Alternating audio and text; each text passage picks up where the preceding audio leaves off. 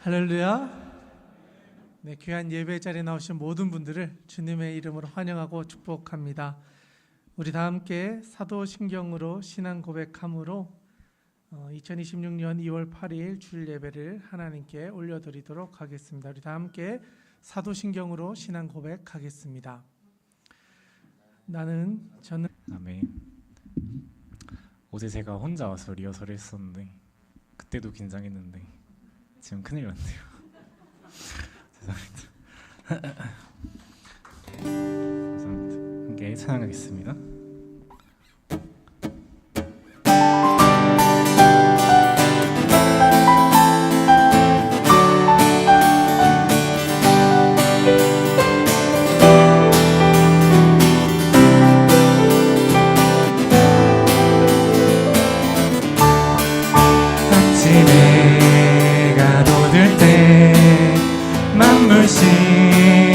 신선하여라. 나도 세상 지날 때에 햇빛 되게. 다시 한번 고백하겠습니다. 아침에 해가 돋을 때 만물 신선하여라. 나도 세상 지날 때에 햇빛 되게 하소서. 주여 나를 도우사 세월 허송하소서. 어두운 세상 지날 때 햇빛 되게 하소서. 새로운 광음을 보람 있게 보내고 주의 일을 행할 때에 햇빛 되게. 주여 나를 도우사 세월 허송하소서. 어두운 세상 지날 때 햇빛 되게 하소서.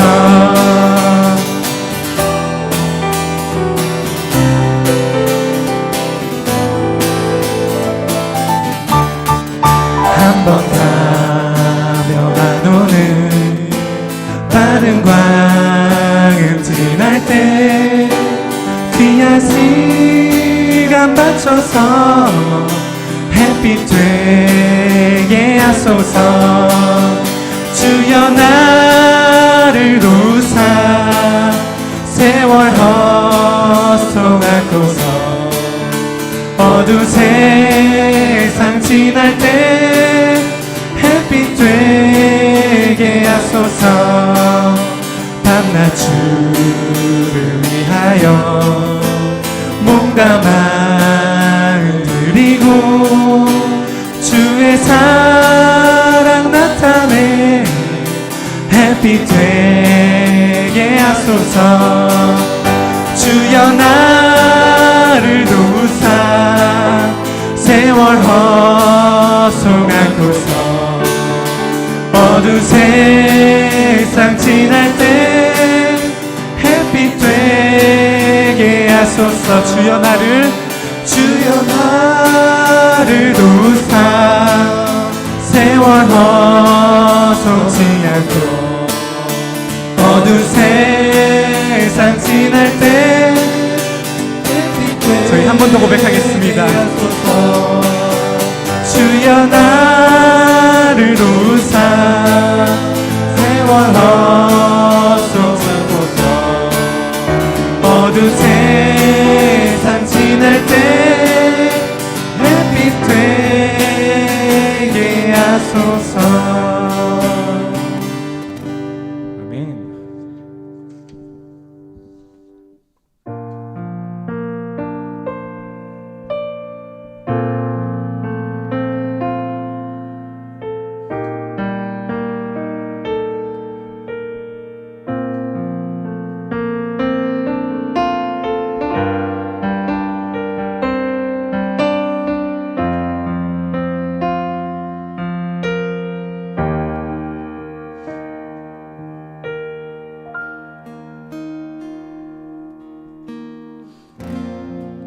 주님 나를 부르시니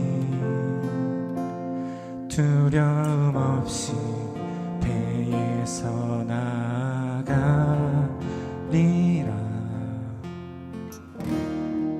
주님 나를 부르시니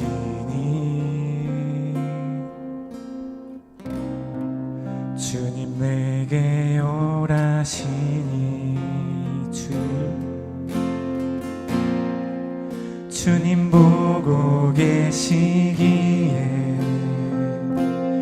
의심치 않고 바다를 걸어가리라.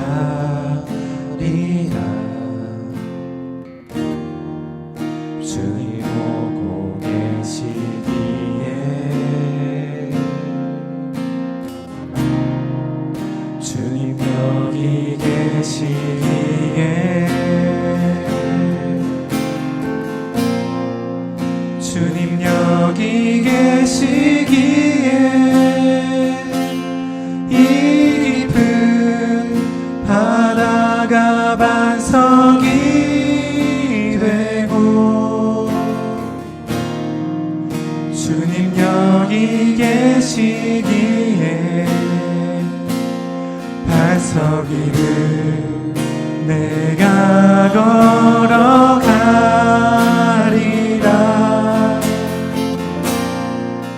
주님 여기 계시기에 저 거친 파도가 반석이 되고 주님 여기 계시기에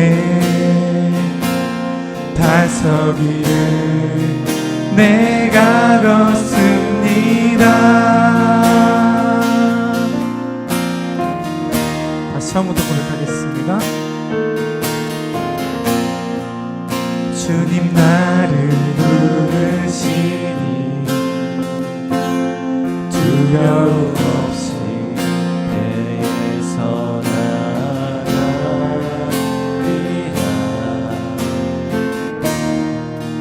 주님 나를 부르시니 주님 내게 오라시니 주님 보고 계시기에 의심치 않고 바다를 걸어가리라.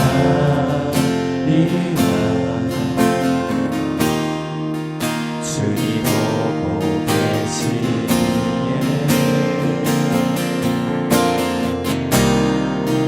주님 여기 계시기에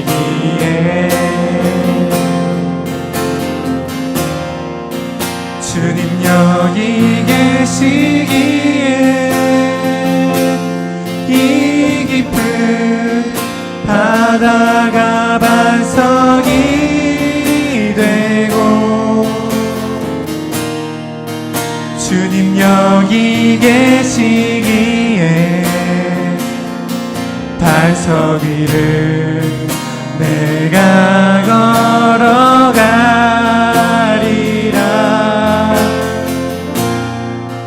주님 여기 계시기에 저 거친 파도가 반석이 되고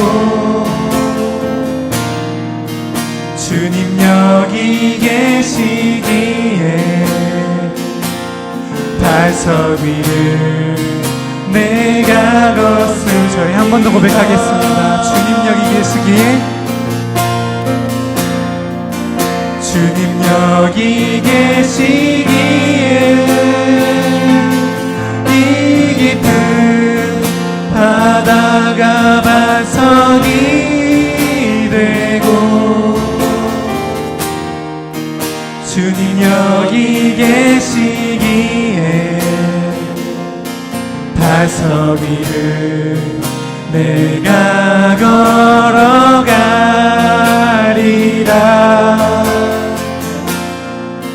주님 여기 계시기에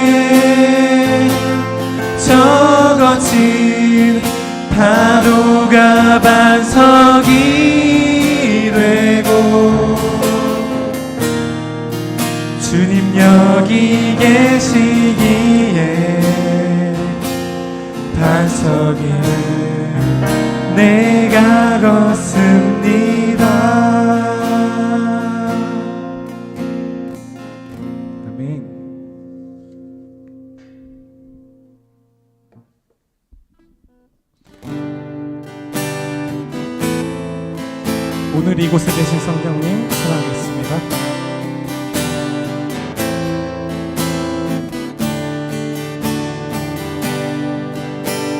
오늘 이곳에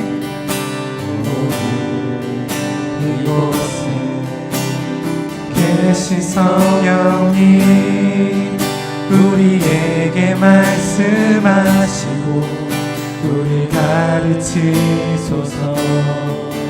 다시 우리 맘 열어주시고 주의 빛으로 밝혀 우리 인도하소서.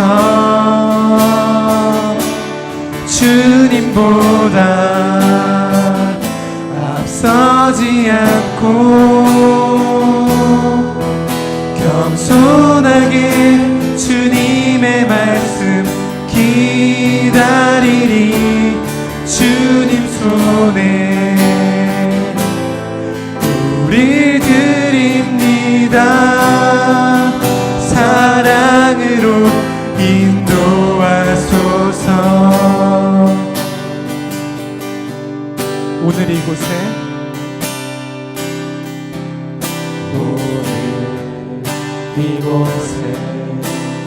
계신 성령님 우리에게 말씀하시고 우리 가르치소서. 같이 우리 맘 열어주시고 주의 빛으로 밝혀 우리 인도하소서.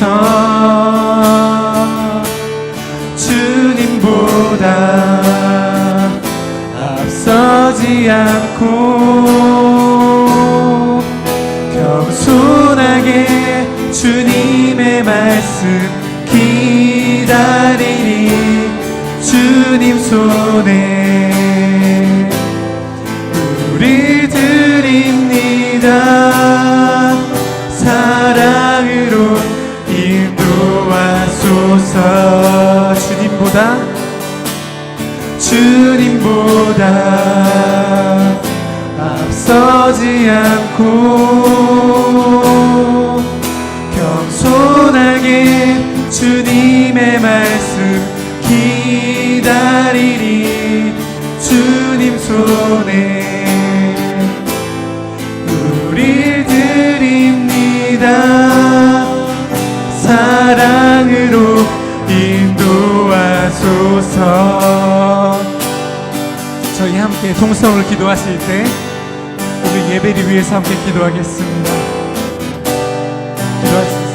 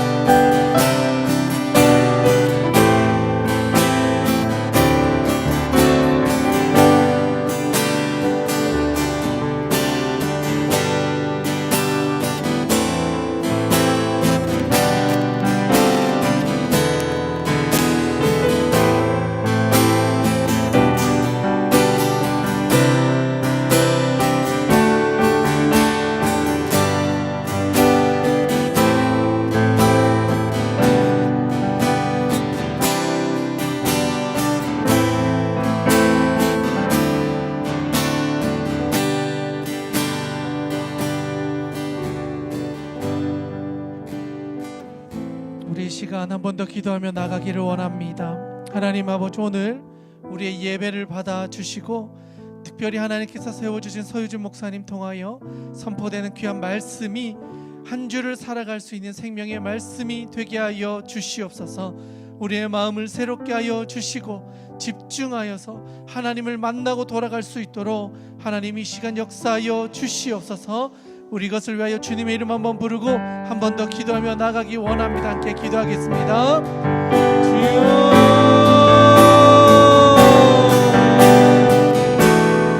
하나님 아버지, 오늘 우리의 삶을 붙잡아주시고 하나님의 능력을 기대하며 나가는 모든 하나님의 백성들을 위해 하나님께서 채워주시는 은혜가 가득하게 하여 주시옵소서. 사람의 계획이 아닌 하나님의 계획 다시 말해서 우리의 인생을 살아가고 보여주시고 그것을 위하여 하나님 아버지 앞에 나아가는 모든 성도들의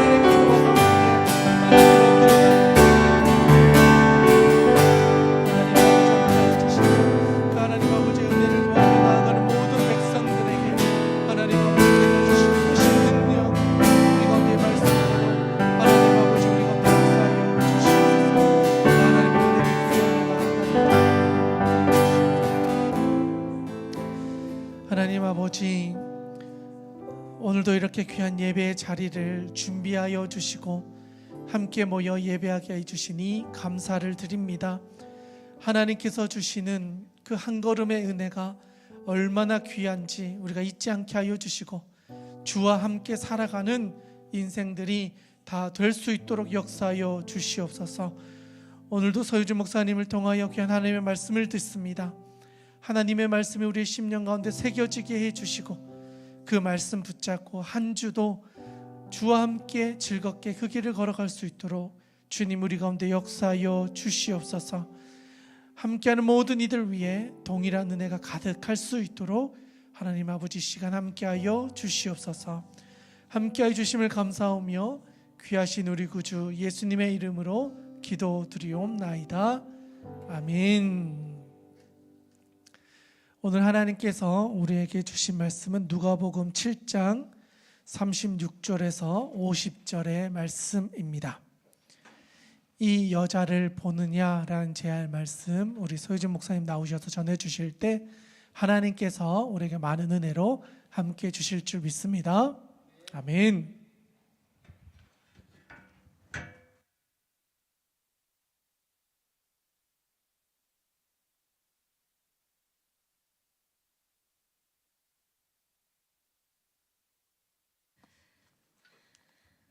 네, 저도 떨립니다. 낯선 곳에 오면 항상 떨리잖아요. 예. 근데 또 익숙한 우리 사랑하는 성도님 얼굴을 뵈니까요 너무 좋습니다. 예.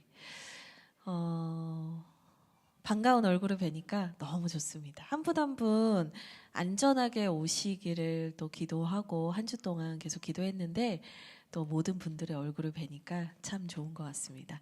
우리 옆에 있는 분들과도 한번 인사 나누겠습니다. 잘 오셨습니다. 잘 오셨습니다. 네, 잘 오셨습니다. 네, 오늘 하나님께서 우리에게 주신 말씀 먼저 읽기 원하는데요. 오늘 하나님께서 우리에게 주신 말씀은 누가복음 7장 36절에서 50절까지의 말씀입니다. 누가복음 7장 36절에서 50절까지의 말씀 우리 함께 읽도록 하겠습니다. 제가 먼저 읽고 여러분과 제가 교독한 후에 마지막 절은 합독하도록 하겠습니다. 한 바리새인이 예수께 자기와 함께 잡수시기를 청하니 이에 바리새인의 집에 들어가 앉으셨을 때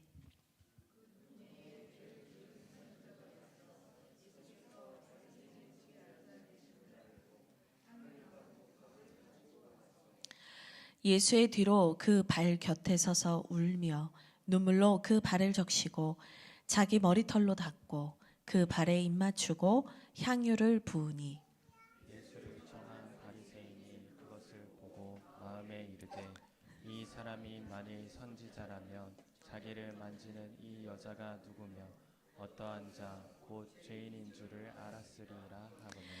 예수께서 대답하여 이르시되 시몬아 내가 네게 이를 말이 있다 하시니 그가 이르되 선생님 말씀하소서. 이르시되 빚 주는 사람에게 빚진 자가 둘이 있어 하나는 500데나리온을 졌고 하나는 50데나리온을 졌는데 갚을 것이 없으므로 둘 다 탕감하여 주었으니 둘 중에 누가 그를 더 사랑하겠느냐. 시몬이 대답하여 이르되 내 생각에는 많이 탕감함을 받은 자이니이다. 이르시되 내 판단이 옳다 하시고 그 여자를 돌아보시며 시몬에게 이르시되 이 여자를 보느냐. 내가 내 집에 들어올 때 너는 내게 발 씻을 물도 주지 아니하였으되 이 여자는 눈물로 내 발을 적시고 그 머리털로 닦았으며 너는 내게 입맞추지 아니하였으되 그는 내가 들어올 때로부터 내 발에 입맞추기를 그치지 아니하였으며 너는 내 머리에 감람류도 붙지 아니하였을 때 그는 이 향유를 내 발에 부었느니라. 이러므로 내가 내게 말하노니 그의 많은 죄가 사하여졌도다. 이는 그의 사랑함이 많음이라. 사함을 받은 일이 적은 자는 적게 사랑하느니라. 이에 여자에게 이르시되 내 죄 사함을 받았느니라 하시니 함께 앉아 있는 자들이 속으로 말하되 이가 누구이기에 죄도 사하는가 하더라. 함께 읽겠습니다. 예수께서 여자에게 이르시되 내 믿음이 너를 구원하였으니 평안히 가라 하시니라. 아멘. 아멘. 오늘날 우리가 살아가고 있는 이 시대를 보면 참 많은 것이 풍족한 시대라는 생각을 하게 되는 것 같아요. 제가 모니터가 없어서 이 PPT를 우리 연찬 팀장님이 넘겨줘야 될 것 같아요. 네, 참 풍족한 시대예요. 이제 특별히 대한민국은 정말 잘 사는 나라 같아요. 예전에는 저희가 막 유럽도 가고 뭐 미국도 가고 뭐 이렇게 해외를 다니면서 와, 이 나라 참 잘 산다. 이 나라에서 누릴 수 있는 것들 우리가 누리자 막 이러면서 여행도 많이 가고 했는데 제가 볼 때 요즘은요 외국인들이 우리나라로 더 많이 오시는 것 같아요. 네, K가 붙으면 다 좋아하죠. 그래서 요즘에 제가 보면은 뭐 김치볶음밥을 막 미국 분이 해먹는 영상을 보게 되기도 하고요. 뭐 K 문화, 뭐 K 음식, 뭐 이런 것들이 정말 전 세계적인 열풍을 가지고 오는 것 같아요. 그러다 보니까 이 대한민국에서 산다라는 게 점점 이 풍족함이 이제 너무 익숙해지고 또 그 풍족함이 시간이 갈수록 더 정교해지고 전문화되어져 가는 거예요. 그래서 외국 같은 경우에는 사실 미슐랭 식당을 평생에 뭐 진짜 부자가 아닌 이상은 한두 번 가볼까 말까 한다든지 뭐 연세 많으신 은퇴하신 뭔가 좀 경제적으로 여유가 있는 분들이 그런 곳을 간다면 오늘날 이제 대한민국 사회에서는 미슐랭 식당을 찾아다니면서 맛집 탐방을 하는 게 유행일 정도로 우리가 살아가는 삶의 수준 자체가 너무 많이 올라가게 된 거죠. 점점 더 사람들의 취향은 전문화되는 것 같아요. 웬만한 걸로는 만족을 못하는 시대가 돼버린 거죠. 많은 사람들이 아주 최고급, 가장 좋은 것, 가장 좋은 것을 어떻게 하면 더 누리고 더 생각할 수 있을까? 막 이런 것들에 많이 빠져 있습니다. 그런데 이제 반대로 생각해 보면은 정신적으로는 참 피폐한 시대를 살아가고 있다는 생각이 드는 거예요. 이 내적으로는 너무나 빈곤한 시대예요. 끊임없는 경쟁을 하고 비교 의식에 시달리고 사람들이 다 정신적으로 뭔가 병 하나쯤은 다 들어있는 거예요. 제가 최근에 봤던 그 뉴스 기사 중에 하나가 JTBC 무슨 뉴스 기사를 하나 봤었는데 정신과 약을 처방받는 아이들의 연령대가 너무 많이 낮아진 거예요. 그래서 지금 이제 보니까 초등학교 저학년 아이들도 우울증이나 불면증 약 같은 것을 처방받는 시대가 됐다는 거죠. 뭔가 우리가 살아가는 물질적인 부분에서는 많은 풍요를 누리는데, 풍족함을 누리는데 우리가 살아가는 시대는 점점 내적으로는 피폐해져 가고 빈곤해져 가는 시대를 살아가고 있는 것 같아요. 많은 사람들이 공허함을 느끼고요.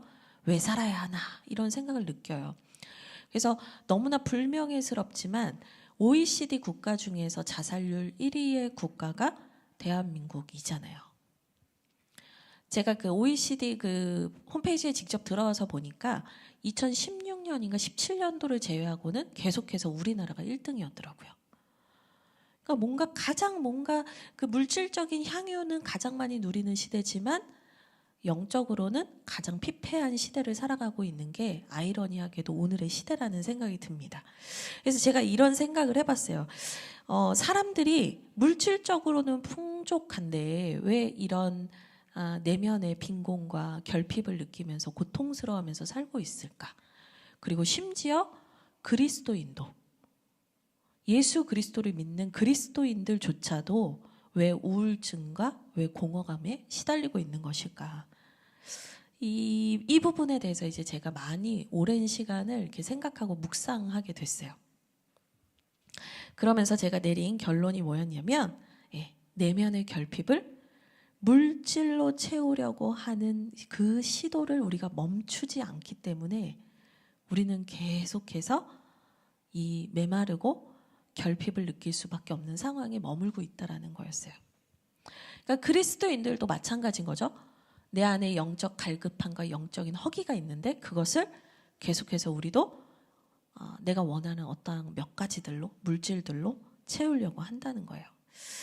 이 내면을, 내 내적인 외로움과 공허감들을 우리가 물질적인 것으로 채우려고 하는 시도들을 막 많이 하게 됩니다. 그런데 채워지지 않죠.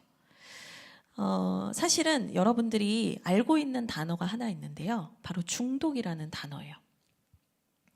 이 중독이 뭐냐? 결국에는 내 허기, 이 헛헛한 이 마음을 한두 가지 방법에 집착해서 그것을 내 안에 뭔가 이 허기를 채우려고 하는 시도들이 사실은 중독이라고 할 수 있거든요. 그러니까 오늘날의 많은 사람들이 그러니까 중독에 시달릴 수밖에 없는 거예요. 이 중독이라는 단어를 딱 떠올렸을 때 우리는 뭐 마약 같은 걸 떠올린다든지 술, 도박, 뭐 이런 성적인 문제 이런 것들만 이렇게 막 되게 중대한 문제들만 떠올리지만 사실 중독이라고 했을 때 더 넓게 생각해 보면 삶의 모든 영역에서 우리가 조금씩은 다 겪고 있는 문제일 수 있다라는 거예요. 내가 원하지 않는데도 내 몸이 상하고 내 마음이 상하고 내 영혼이 상함에도 불구하고 내가 그것을 멈추지 못하는 것. 왜냐하면 그 헛헛함을 견디지를 못하니까 이것으로라도 나를 채우려고 하는 모든 시도들은 중독이라고 할 수 있어요. 그래서 제가 예를 들어서 이제 물어봅니다. 여러분은 무엇에 중독되셨습니까? 이렇게 물어보면 목사님 저는 뭐 그런 중독은 없어요. 이렇게 얘기하세요. 다 대부분. 그래서 제가 이 중독에 대해서 사실은 우리가 되게 리얼하게 내 자신을 보지 못하고 있기 때문에 그것을 돌려서 다른 질문으로 이렇게 한번 해봤어요. 뭐냐면 나는 무엇에서 자유롭지 못한가? 라는 거예요. 중독이 멈추고 싶어도 멈출 수 없는 거라고 했잖아요. 그러니까 결국에는 나는 무엇에서 자유롭지 못한가? 이 질문을 나에게 스스로 던져보면 내가 내 헛헛함을 채우기 위해서 붙잡고 있는 중독의 영역이 무엇인지를 보게 됩니다. 이 나는 무엇에서 자유롭지 못한가를 저는 또 다른 말로는 이렇게 표현할 수 있을 것 같아요. 나는 무엇을 멈추지 못하는가? 사실 이 중독과 반대되는 개념이 하나 있는데요. 그게 뭐냐면 자유라는 거예요. 자유. 자유는 내가 책임을 지면서 할 수도 있는 것과 하지 않을 수도 있는 모든 능력을 말하는 거거든요. 그러니까 사람들이 보통 자유에 대해서 생각할 때 자유는 어떻게 생각하냐면 내가 뭔가를 할 수 있는 힘, 이게 자유라고 생각하는데 여러분 진짜 자유는요. 할 수도 있으면서 하지 않을 수도 있는 거예요. 그러니까 자유롭지 못하다라는 말이 말하는 건 뭐냐면 내가 이것을 멈출 수가 없다라는 거거든요.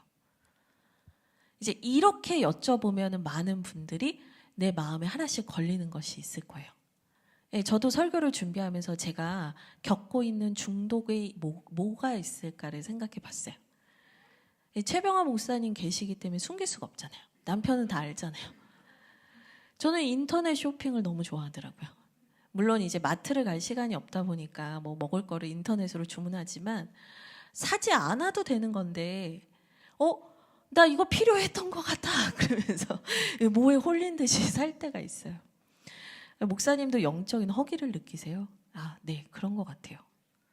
제가 하나님을 계속해서 찾고 하나님의 말씀 앞에 계속 가까이 가지 않을 때 저 역시 제 헛헛함을 쇼핑으로 채우려고 하더라고요. 근데 제가 합리화하는 건 뭐냐면 나는 싼 거 사잖아. 여러분 10,000원짜리 사다가 수억 쓴다는 말이 있는데 네, 최병화 목사님이 저한테 또 뭘 샀어? 고구마 막 이러고 여보가 좋아해서 고구마. 근데 제가 알거든요. 내가 헛헛할 때 자꾸 사재 끼는구나. 쟁여놓으려고 하는구나. 막 팬트리에 뭐가 꽉 차 있어야 막 마음이 평안해지고 그러는구나. 여러분, 우리가 멈추지 못하는 것이 있어요. 정도의 차이는 있을 거예요. 정도의 차이도 있을 거고, 진짜 그게 사회법 안에서 법적으로 문제가 되는 것과 그렇지 않은 것이 있을 수 있겠죠. 근데 중요한 건 뭐냐면 우리가 무언가에서 자유롭지 못하다라는 것은 주님께서 원하시는 일이 아니라는 거예요. 그래서 주님은 우리에게 이 중독에서 나올 수 있기를 원하세요. 돈 문제에서 인간관계, 사람의 인정을 받는 문제, 자녀, 명예, 성공, 그게 뭐가 됐든지 간에 주님께서는 우리가 거기에서 참된 자유로 나오기를 원하세요. 여러분, 중독은요, 근원적인 치료가 되지 않으면 끊어지지가 않거든요. 수단만 바뀔 뿐이지, 뭐 어떤 형태의 중독이냐가 바뀔 뿐이지 끊어지지가 않아요. 근원적인 치료가 필요합니다. 그러면 근원적인 치료를 하기 위해서 우리가 다시 생각해 봐야 하는 게 뭐냐면, 아까 맨 처음에 내면의 결핍을 물질로 채우려고 하기 때문에 우리가 중독이 온다는 얘기를 했잖아요. 그러면 우리가 이 중독에서 근원적 치료가 되기 위해서는 이것을 이제 원상태로 복귀시키면 되는 거잖아요. 간단합니다. 그럼 어떻게 하면 돼요? 영적인 허기는 영적인 것으로 채워야 한다는 원리로 돌아가면 돼요. 너무 쉽죠? 여러분, 우리의 영적인 헛헛함들, 이거는요, 영적인 것으로만 채울 수 있어요. 그리고 그 영적인 것을 우리가 뭐라고 하냐면 하나님의 은혜라고 합니다. 우리에게는 은혜가 필요해요. 하나님의 은혜가 너무 필요해요. 인생의 깊은 공허감이 찾아오고 허무감이 찾아오고 불안함이 찾아올 때, 영적인 허기에 굶주려 있을 때 우리에게 필요한 것은 하나님의 은혜입니다. 이 시대도 마찬가지겠죠? 맛집을 찾아다니고 좋은 옷을 입고 좋은 것을 메고 좋은 것을 한다고 해서 내 내면이 차지 않을 거예요. 오늘날 더 많은 사람들이 찾고 있는 건 바로 하나님의 은혜입니다. 교회를 욕하고 손가락질하지만 정작 그들이 만나야 되는 건 예수 그리스도입니다. 우리를 포함한 모두에게 이 시대의 대한민국에 필요한 것은 하나님의 은혜입니다. 그러면 은혜가 뭐냐는 질문을 하나 던져보고 싶은데요. 도대체 은혜는 뭐냐? 이제 우리가 소위 은혜 받았다라고 말할 때, 우리는 은혜를 받았다라고 하는 것을 깨달았을 때, 뭔가 이제 내가 몰랐던 걸 깨달았을 때 은혜 받았다라고 말하기도 하고요. 아니면 이제 내 마음이 막 후련하다든지 평안하다든지 기쁘다든지, 그럼 이제 은혜 받았다. 그리고 제가 많이 흘리는 거, 눈물 흘리면 은혜 받았다. 이제 이렇게 합니다. 저의 라이벌을 제가 한 명 찾았어요, 우리 교회에서. 우리 도화 어머니와 제가 막상막하예요. 마음이 촉촉하고 부들부들한 거죠, 우리 신의 자매님이. 은혜 받았다고 할 때 생각하는, 우리가 이제 떠올리는 것들이 여러 가지가 있는데, 사실은 이게 은혜다라고 말할 수는 없는 거거든요. 오히려 이건 뭐에 가깝냐면 은혜를 받은 사람의 모습, 은혜를 받은 결과죠. 은혜를 받았기 때문에 평안하고, 은혜를 받았기 때문에 기쁜 것이고, 은혜를 받았기 때문에 감격의 눈물을 흘리기도 하는 거잖아요. 그러니까 이게 은혜의 결과예요. 우리 자꾸 그거를 은혜라고 생각하면 어떻게 되냐면, 나 오늘 안 울었으니까 은혜 못 받았나 보다. 저 자매님 오늘 막 펑펑 울면서 뭔가 회개 기도하는 것 같은데 나는 한 주를 이대로 돌아가서, 이렇게 밋밋하게 돌아가서 내가 살 수 있을까? 이런 여러 가지 생각을 하게 된단 말이죠. 근데 이것은 은혜의 결과입니다. 그럼 은혜는 뭐냐? 은혜는 뭐냐? PPT 보여주세요. 하나님이 나를 사랑하신다는 것을 압도적으로 경험하게 되는 거예요. 하나님의 사랑으로 내가 꽉 차는 경험을 하는 거예요. 그분의 사랑이 내 안에 충만해지는 경험을 하는 거예요. 이것은요, 하나님께서 전적으로 베풀어 주시는 선물이에요. 그래서 은혜의 주도권이 누구에게 있냐면 하나님께 있어요. 하나님께서 베푸시는 거예요. 그래서 은혜는요, 어떤 면에서는 밀어 닥쳐오는 것이에요. 제가 괜찮습니다, 안 받겠습니다, 뭐 이런다고 해서 이게 조절되는 게 아니에요. 그냥 나에게 밀어 닥쳐와서 나를 덮쳐버리는 것이에요. 하나님의 은혜는요, 우리가 감당할 수 없는 거예요. 하나님의 은혜는요, 예측도 할 수 없고요, 그저 주어지는 것이에요. 그래서 그 하나님의 은혜가 임해서 내 존재가 꽉 차는 경험을 하게 될 때, 내 전 존재가 충만해지는 경험을 하게 될 때, 내가 더 이상 부족하지 않다라는 것을 느끼게 될 때, 우리의 삶이 바뀌기 시작합니다. 그래서 은혜 받으면 변한다, 이 말이 여기서 나오는 거예요. 그 하나님의 사랑이 내 존재를 꽉 채워주는 경험을 하게 될 때 우리의 삶은 완전히 바뀌어요. 삶의 목적도 바뀌고요, 나를 살리고 나에게 감당할 수 없는 그 사랑을 주신 주님을 위해서 살고 싶은 그 거룩한 열망들이 생기기 시작해요. 기꺼이 나를 드리고 싶어집니다. 모든 것을 드리고 싶어져요. 비교하거나 눈치를 보지 않아요. 이 모든 삶의 그 변화들, 특징들을 한 문장으로 이제 딱 표현을 한다면 전 이렇게 표현을 하고 싶은데요. 꽉 차다 못해 흘러넘치는 이 플로잉, 완전 흘러넘치는 그 하나님의 은혜로 충만한 사람들에게 나타나는 아주 중요한 특징, 계산하지 않게 된다는 거예요. 저는 오늘 이 문장을 너무너무 나누고 싶었어요. 계산하지 않게 된다. 여러분, 계산은 누가 하는 거냐면 비어있는 사람이 하는 거예요. 충만하지 않은 사람이 하는 거예요. 간당간당한 사람이 하는 거거든요. 충만한 사람은 계산할 필요가 없어요. 여러분 혹시 아세요? 여러분 은행 잔고가 얼마인지 지금 한번 이렇게 말씀해 주실 수 있냐 하면 이렇게 종이에 써서 뭐 저만 볼게요 하면 이렇게 알려주실 수 있잖아요. 근데 여러분 아세요? 진짜 부자는 자기 잔고를 모른대요. 나도 그런 한번 인생 살아봐. 내면의 그 결핍을 물질로 채우면 안 된다니까요. 저는 이걸 비유로 말씀드린 거예요. 근데 정말 흘러넘치는 사람, 꽉 차다 못해 흘러넘치는 사람은요, 계산하지 않아요. 근데 항상 누가 계산하는 거냐면 내가 비어있는 것을 아는 사람만 계산해요. 내가 비어있다라는 것을 알고 있고 내가 간당간당한 인생이라는 것을 알고 있는 사람은 끊임없이 계산해야 돼요. 그 계산에서 헤어나올 수가 없어요.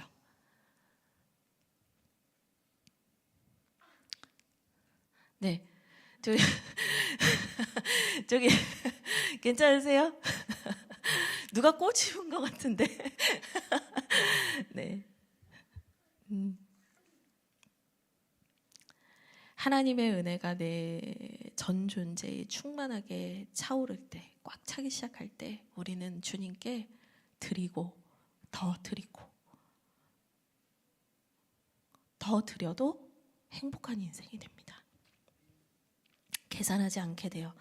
그분이 나에게 감당할 수 없는 나라는 작은 그릇에 다 채워지지 않을 그 놀라운 은혜와 사랑을 주셨다라는 것을 알게 될 때 우리는 더 이상 계산하지 않게 돼요. 그래서 거침없이 하나님을 위해 살기 시작합니다. 거침없이 주님의 나라를 위해 살기 시작합니다. 거침없이 하나님을 사랑하는 일을 위해 살기 시작합니다. 어떠한 대가를 지불을 하더라도 아까워하지 않게 되고요. 기꺼이 나의 십자가를 지고 주님의 길로 따라가게 돼요. 저는 이제 로마서 14장 8절 말씀을 여러분하고 잠깐 한번 읽어보고 싶은데요. 기꺼이 나를 드리며 그 십자가를 지고 주님의 길로 따라갔던 바울의 고백입니다. 계산하지 않았던 사람의 모습을 잘 보여주는 바울의 고백인데요. 로마서 14장 8절입니다. 같이 한번 읽겠습니다. 시작. 우리가 살아도 주를 위하여 살고 죽어도 주를 위하여 죽나니 그러므로 사나 죽으나 우리가 주의 것이로다. 아멘. 그리고 주하길교회는 바로 이런 삶을 살아가자라고 여러분께 늘 말하고 있고 그것이 주하길교회 비전으로 이렇게 표현이 됩니다. 값비싼 은혜의 길. 갚을 수 없는 그 놀라우신 하나님의 사랑, 예수 그리스도의 보혈의 공로, 그 충만하신 성령님의 은혜를 경험한 사람만 계산하지 않고 제자의 길을 간다. 그게 값비싼 은혜의 길입니다.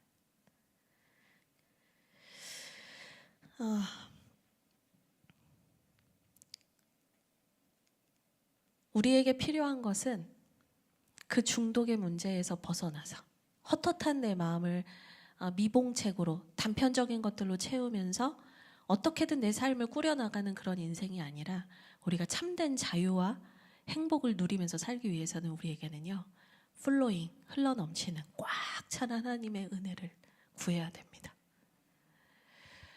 주님께서요, 누구든지 주의 이름을 부르는 자는 구원을 얻으리라 말씀하셨거든요. 목마른 사슴이 시냇물을 찾기에 갈급한 것처럼 하나님을 찾는 자들을 주님은 만나주신다고 했거든요.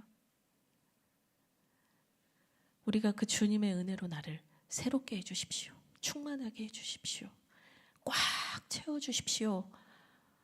우리의 기도가 그렇게 바뀔 때 우리는요, 내가 그동안 끊어내지 못했던 많은 것들에서 자유해지게 됩니다.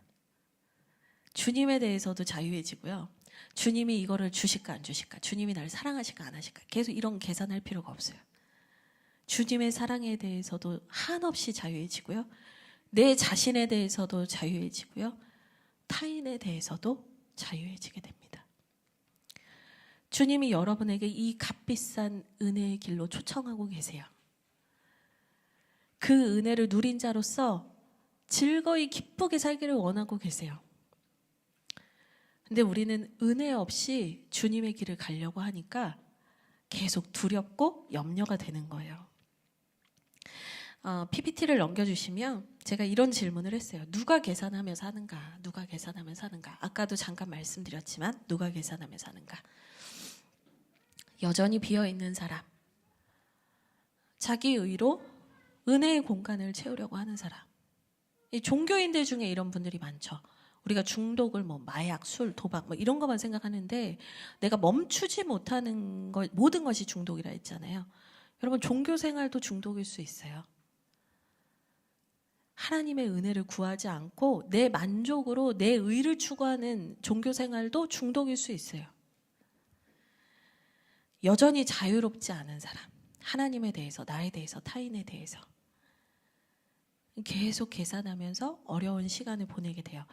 이 계산에 대한 생각을 할 때 제가 이 계산적인 신앙을 가지고 있는 사람들의 기도는 어떠한가를 생각하게 됐거든요.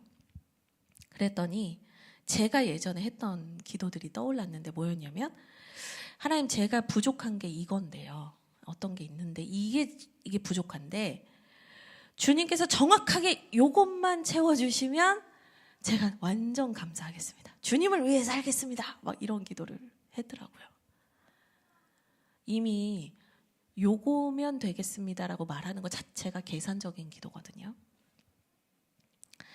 또는 내가 저 사람보다 조금 더 일했으니 제 기도는 더 잘 들어주셔야 됩니다. 여러분, 이런 게 모든 게 다 계산적인 거예요. 은혜의 원리와는 상관이 없는 거라는 거예요. 그리고 계속해서 이제 계산적인 신앙과 계산적인 기도, 이것에 이제 물들어가기 시작하면 주님과 뭘 하려고 하냐면 거래를 하려고 해요. 주님하고 수지타산을 따지면서, 이해타산을 따지면서 주님과 거래를 하려고 하는 신앙으로 바뀝니다. 그리고 거기서 더 나가면 어떻게 되냐면요, 주님의 은혜가 나에게 참된 자유를 준다는 것을 두려워하는 신앙으로 변질되기도 합니다. 이게 무슨 말이냐면, 이렇게 말씀드리면 쉽게 이해하실 것 같아요. 은혜 너무 많이 받으면 안 되는데 그럼 큰일 난다. 그러면 이거 나 너무 은혜 받으면 이거 내가 드린다고 하는 거 아니야? 우리가 막 이런 기도를 하게 돼요. 내 맘대로 못 살 텐데, 내 통제권을 드려야 될 텐데, 그 생각 때문에 우리가 이 계산하는 신앙을 포기 못하는 거예요. 더 큰 자유와 기쁨과 행복이 있는데, 그 주님의 주도권 안에 내가 다스림을 받을 때 너무나 깊은 행복과 평안함이 있는데, 주님이 그것이 너에게 가장 좋다고 하는데 우리는 그걸 거절하고요. 계속해서 내가 이제 내 그 밸런스를 조율하고 싶은 거예요. 통제하고 싶은 거예요. 하나님께 주도권을 드리기 싫은 거죠. 오늘 우리가 함께 읽은 이 말씀에도요, 이 두 부류의 사람이 등장을 하는 거예요. 너무나 여러분들이 잘 알고 계시는 성경의 본문 이야기인데, 한 바리새인이 예수님을 집에 초청했어요. 근데 그 바리새인은 주님께 발 씻을 물도 주지 않고 예수님이 계속 어떤 사람인가 계산하고 평가하고 쟀단 말이죠. 근데 한 사람은 자신의 전 재산일 수도 있는 그 귀한 향유 옥합을 깨며 눈물로 주님의 발을 씻고 머리카락으로 그분의 발을 닦고 그분의 발에 입을 맞추며 그분께 모든 사랑을 표현하는, 한 사람은 예수님을 계산하는 사람, 한 사람은 예수님을 간절히 사랑했던 사람으로 나와요. 제가 GPT한테 그림을 그려달라고 했어요. 제가 원하는 그림을 찾을 수가 없어가지고 GPT가 똑똑하더라고요. 바리새인을 그려줘 했더니 이 향유를 붓는 여인과 연속해서 그림을 그려주더라고요. 제가 요청한 게 아니었어요. 그래서 제가 자네 참 훌륭하구만 막 칭찬도 해주고 막 그랬어요. 근데 여러분 보세요. 그 다함 없는 하나님의 은혜 앞에 반응하며 그 하나님 앞에서 온 마음을 다해 사랑하는 한 여인과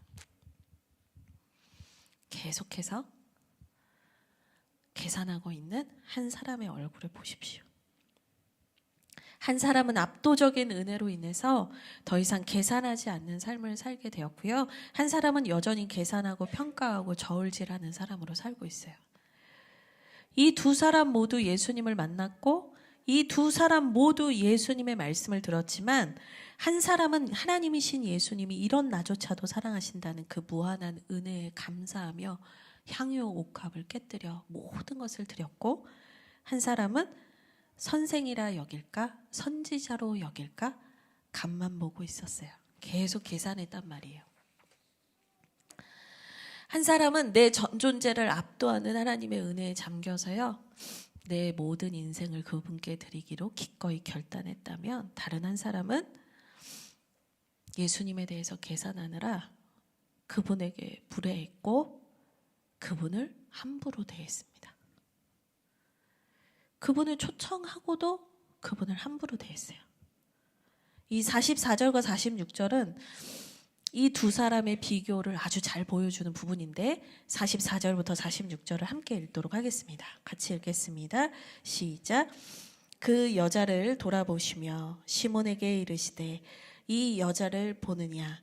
내가 내 집에 들어올 때 너는 내게 발 씻을 물도 주지 아니하였으되 이 여자는 눈물로 내 발을 적시고 그 머리털로 닦았으며 너는 내게 입맞추지 아니하였으되 그는 내가 들어올 때로부터 내 발에 입맞추기를 그치지 아니하였으며 너는 내 머리에 감람유도 붓지 아니하였으되 그는 향유를 내 발에 부었느니라. 아멘. 이 여인의 모습을 보세요. 아무것도 계산하지 않아요. 사람의 눈치도 보지 않아요. 내가 주님께 드릴 수 있는 모든 것을 오늘이 마지막인 것처럼 다 드리고 있어요. 은혜를 받은 자의 모습이에요. 중독에 시달리지 않는 사람의 모습이에요. 그런데 바리새인은 계속 계산해요. 그분을 홀대해요. 함부로 대해요. 주님이 이 말씀을 시작하실 때 44절에 이런 얘기를 하시거든요. 이 여자를 보느냐. 바리새인은 이 여인과 자신이 되게 다르다라고 생각을 했겠지만 주님은 이제 얘기하시는 거예요. 이 여자를 보느냐. 그 영적인 허기에서 중독으로 채워왔던, 그래서 동네에서 다 죄인이라고 불렀던 이 여자를 보고 있느냐. 이 여인이 예수 그리스도의 사랑과 하나님의 은혜 앞에서 어떤 존재로 변하고 있는지 넌 보고 있느냐. 그리고 너는 여전히 어디에 서 있냐 물으시는 거거든요.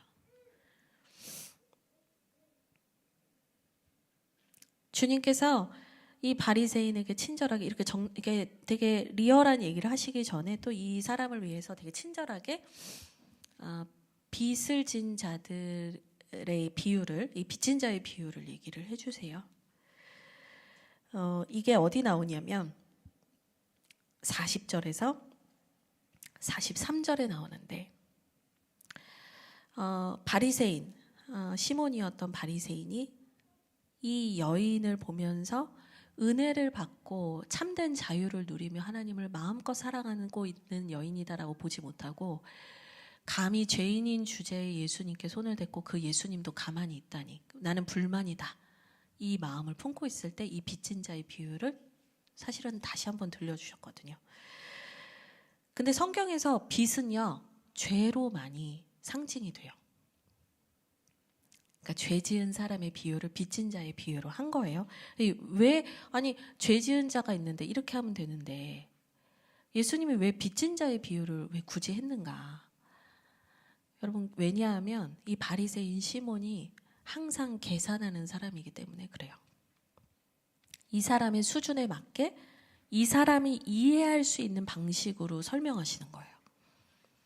사실 하나님 앞에서 죄인은 그냥 다 죄인이거든요. 하나님 앞에서 다 죄인이에요. 근데 500데나리온 빚진 자, 50데나리온 빚진 자 이런 개념 자체가 어디서 온 거냐면 예수님의 머리에서 온 게 아니라 사실은 바리새인인 시몬의 계산 속에 항상 돌아가고 있는 계산법인 거예요. 예수님에 대해서도 계산하고 자기 자신에 대해서도 계산하고 타인에 대해서도 계산하는 사람이라는 것을 주님의 비유로서 드러내고 있는 거예요. 그래서 빚진 두 사람이 있었다라는 얘기를 하면서 한 사람은 500데나리온을 빚졌고 한 사람은 50데나리온을 빚졌다. 데나리온 하나는요. 1데나리온은 노동자의 하루 품삯이거든요.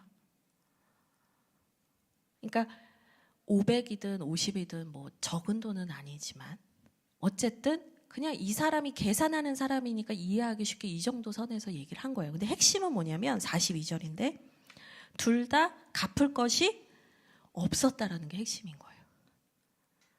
둘 다 갚을 게 없던 건 똑같았다. 그러니까 하나님 앞에서 죄인인 것은 마찬가지였다. 그 얘기를 하고 있는 거예요. 그러면서 그 주인이 빚주는 사람이 이 빚진 사람들이 갚을 것이 없다는 것을 아시고 어떻게 했냐? 둘 다 탕감하여 주었다. 이 얘기를 갑자기 하시는 거예요. 근데 여러분 여기서 탕감이라고 하니까 빚을 면제해 줬다 이렇게 이해를 하실 수 있는데요. PPT를 넘겨주실까요? 이거는요.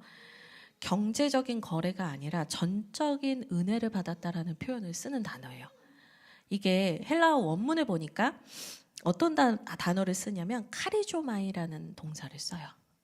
근데 카리조마이라는 동사를 쓰는데 카리조마이에서 이 어근이 뭐냐면 카리스라는 단어예요. 여러분 카리스는 많이 들어보셨죠?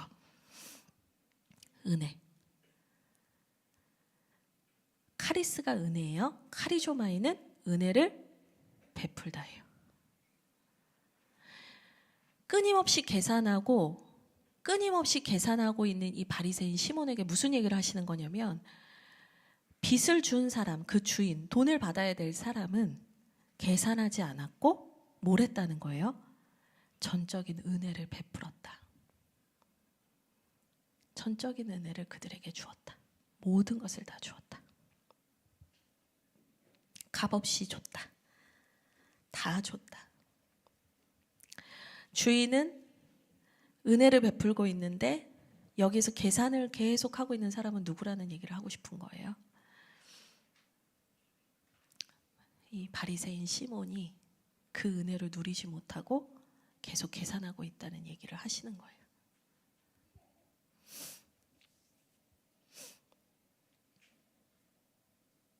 (47절입니다) 우리 같이 47절 말씀 한번 읽어보겠습니다.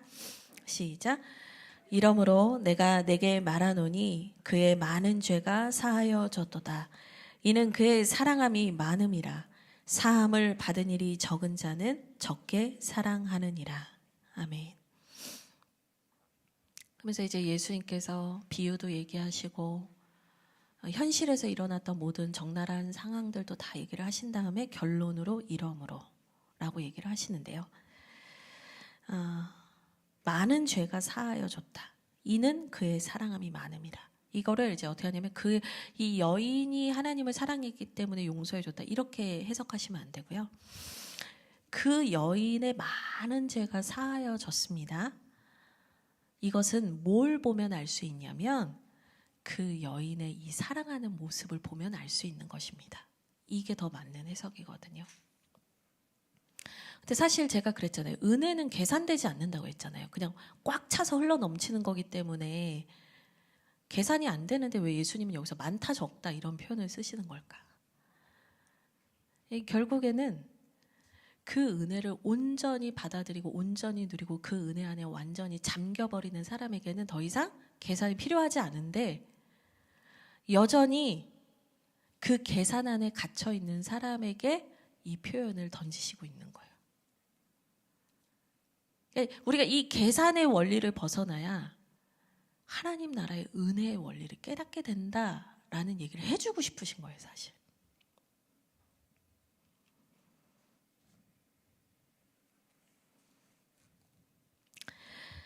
PPT가 뭐가 보일까요? 은혜의 원리, 계산의 원리가 보일까요? 네. 여러분, 하나님의 나라도 그렇고 예수 그리스도의 사랑도 그렇고 이 복음의 은혜라는 것은 은혜의 원리 안에 내가 잠겨질 때, 그 은혜의 원리 안에 내가 완전히 소속될 때 깨달아지는 거예요. 계산의 원리로는 이 하나님 나라의 은혜의 원리는 절대로 내 것이 될 수가 없습니다.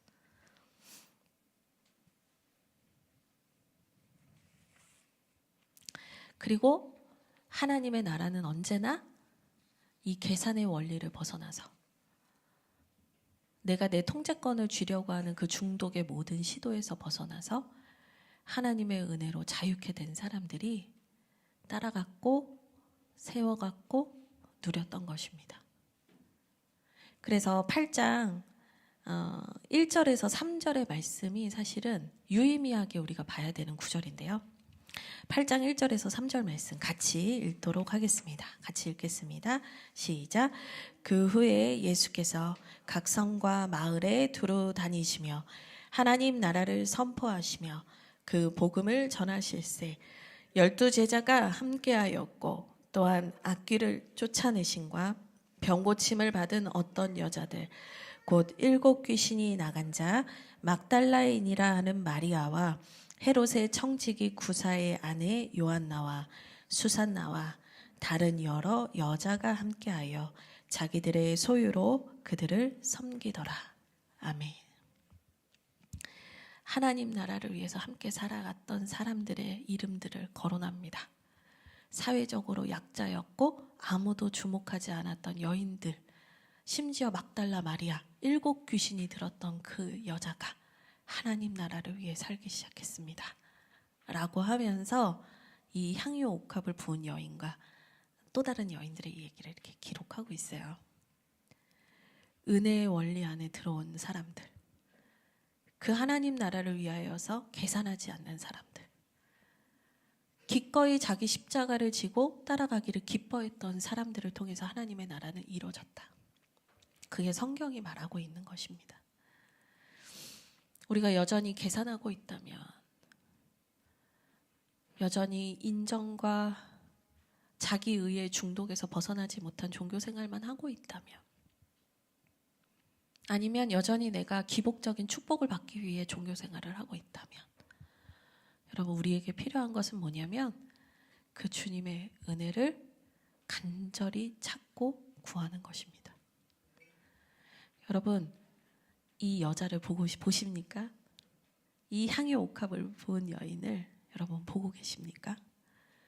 주님께서 여러분이 그런 인생 되기를 초청하십니다. 우리 같이 찬양하고 기도하겠습니다.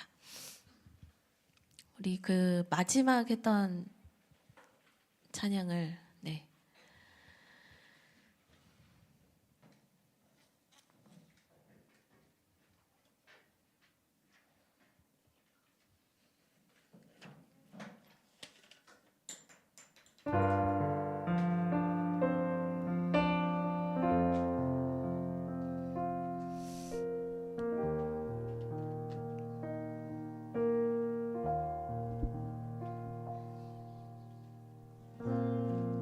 주님 나를 부르시니 두려움 없이 배에서 나아가리라. 주님 나를 부르시니 주님 내게 오라시니 주님 보고 계시기에 의심치 않고 바다를 걸어가리라.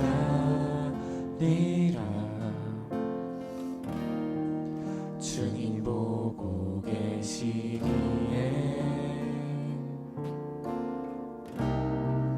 주님 여기 계시기에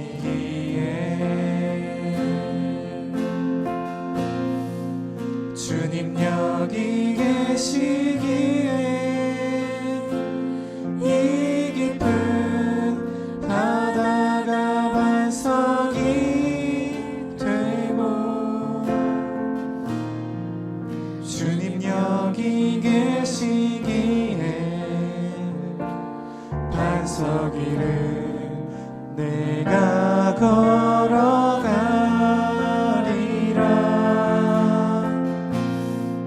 주님 여기 계시기에 저 거친 파도가 반석이 되고 주님 여기 계시기에 반석 위를 내가 걷습니다. 주님 여기 계시기에 주님 여기 계시기에 이 깊은 바다가 반석이 되고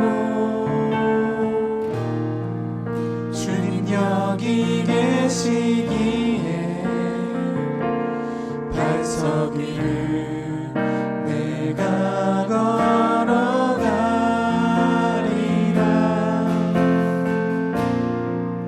주님 여기 계시기에 저 거친 파도가 반석이 되고 주님 여기 계시기에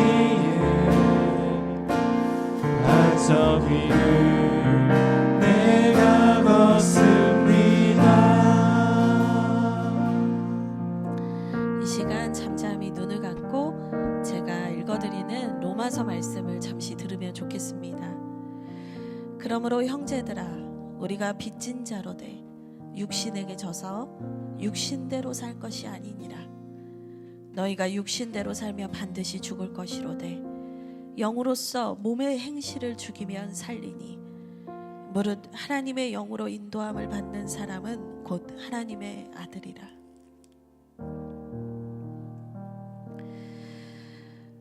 그런즉 이 일에 대하여 우리가 무슨 말하리요? 만일 하나님이 우리를 위하시면 누가 우리를 대적하리요?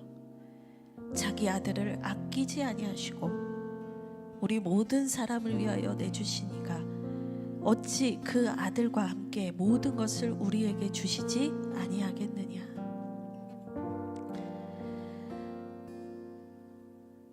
누가 우리를 그리스도의 사랑에서 끊으리요?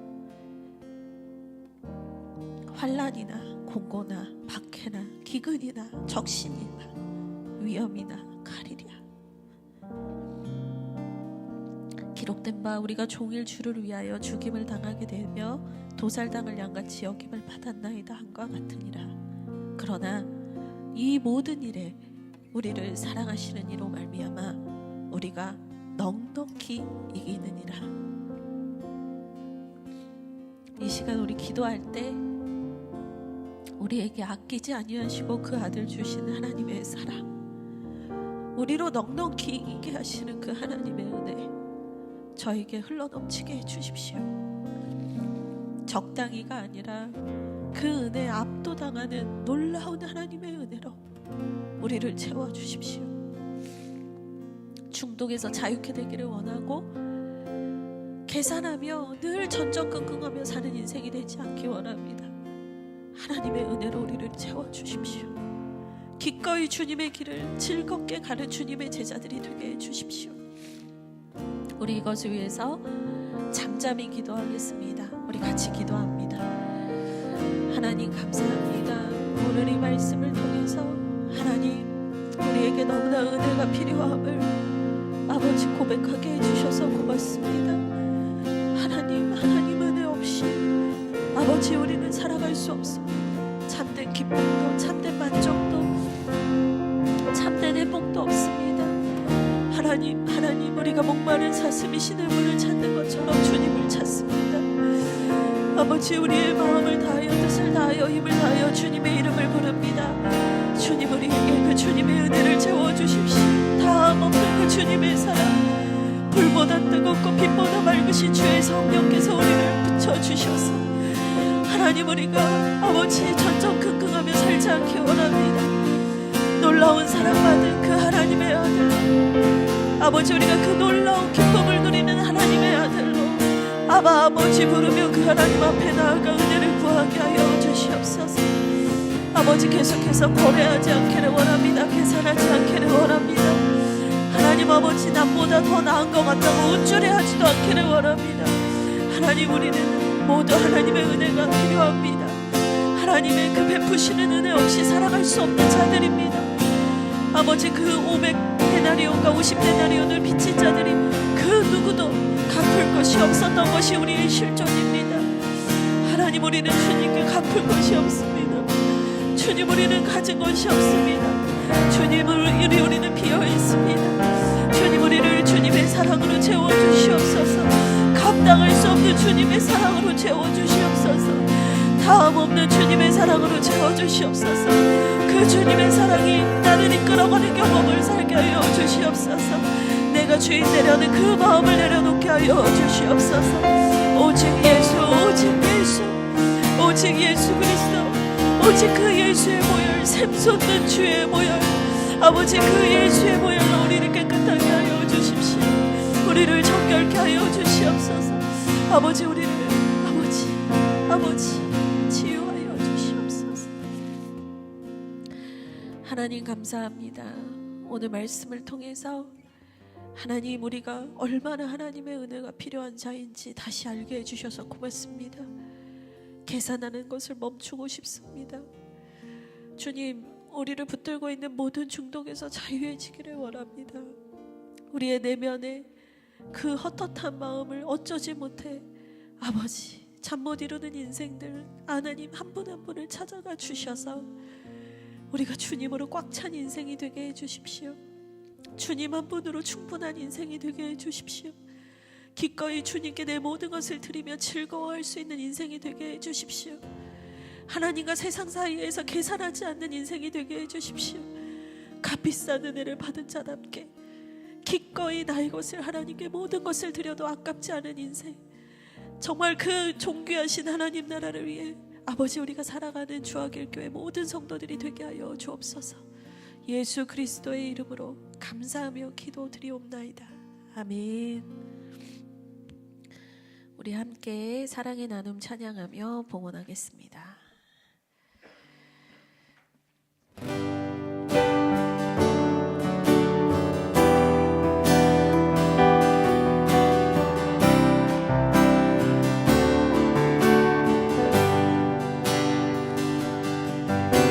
사랑의 나눔 있는 곳에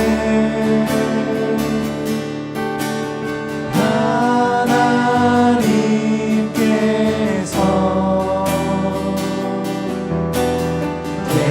계시도다.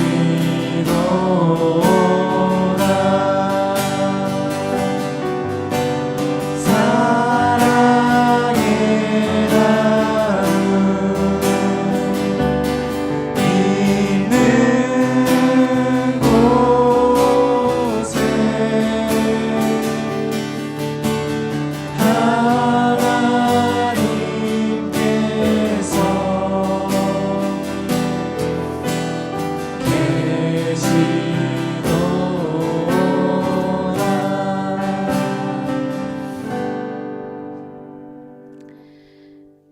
영원한 하나님 나라를 위해 살기 원합니다. 우리의 모든 것 되시는 예수 그리스도를 위해 살기 원합니다. 하나님께서 우리에게 허락하신 모든 은혜 모두 하나님의 것입니다. 주님, 우리의 마음을 모아 작은 예물 올려드립니다. 하나님 기뻐 받아주시고 그 영원한 하나님 나라 또한 주님의 몸된 교회를 세우는데 귀히 쓰여지게 하여 주옵소서. 주님 사랑합니다. 감사합니다. 예수 그리스도의 이름으로 기도합니다. 아멘. 이제는 우리 구주 예수 그리스도의 은혜와 하나님 아버지의 사랑과 성령님의 감화감동 교통케 하심이 오늘 말씀을 듣고 향유를 부은 여인처럼 죄에서 자유케 되어 오직 하나님 나라를 위해 살기로 결단하는 모든 주하길 교회의 성도님들 위해 하나님의 온전한 은혜 앞에 참된 기쁨을 누리기를 원하는 주하길 교회 성도님들 위해 온라인으로 함께 예배하는 모든 분들 위해 이제로부터 영원토록 함께 하시기를 간절히 축원하옵나이다. 아멘.